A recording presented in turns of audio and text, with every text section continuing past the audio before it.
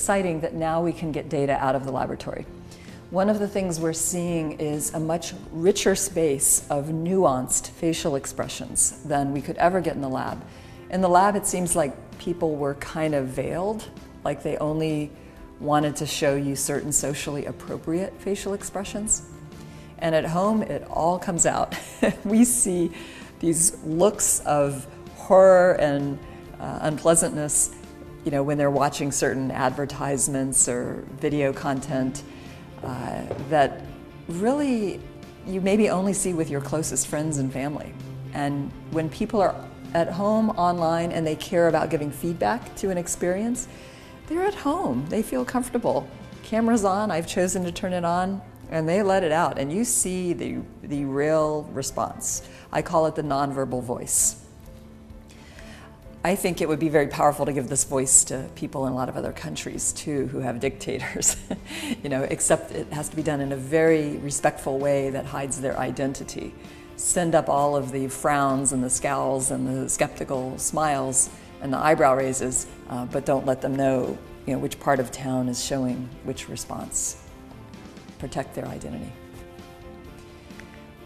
We are also finding very powerful new health information when people wear sensors around the clock. And we get what we might think of as kind of low-grade data, but it's actually very rich because there's so much of it. Through getting long-term data from the surface of the skin, for example, we have inadvertently discovered that we can measure seizures.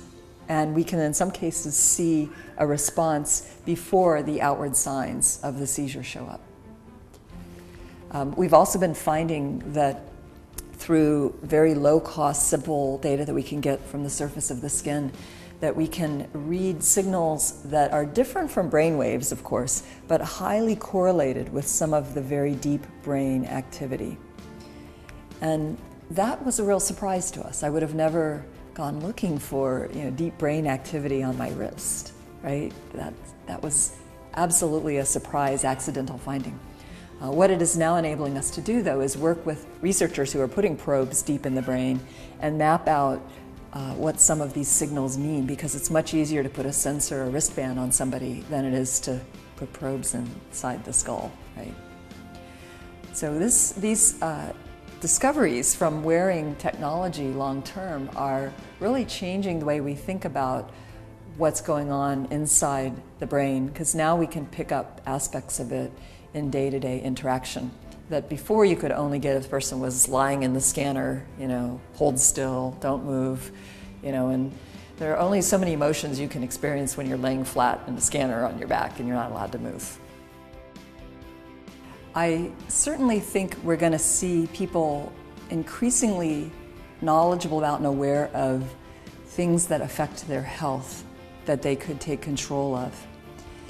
I think we'll see people becoming much more knowledgeable about different kinds of stress and which ones are beneficial for their functioning and which ones they want to reduce.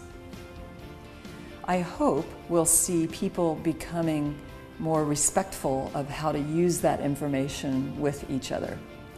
If you think about it, sensing is just part of it, right? I remember one of the previous directors of the Media Lab who kept saying, "Roz, can you give me the mood ring that tells me my wife's mood before I go home?"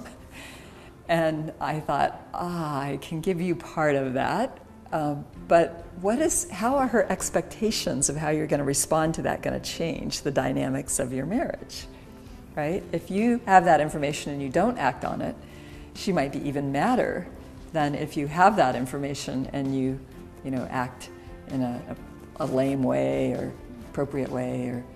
So I think this is the beginning of a dialogue.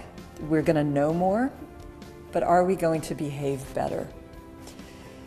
Now, another area I expect to be working on a lot is behavior change. People want to behave better.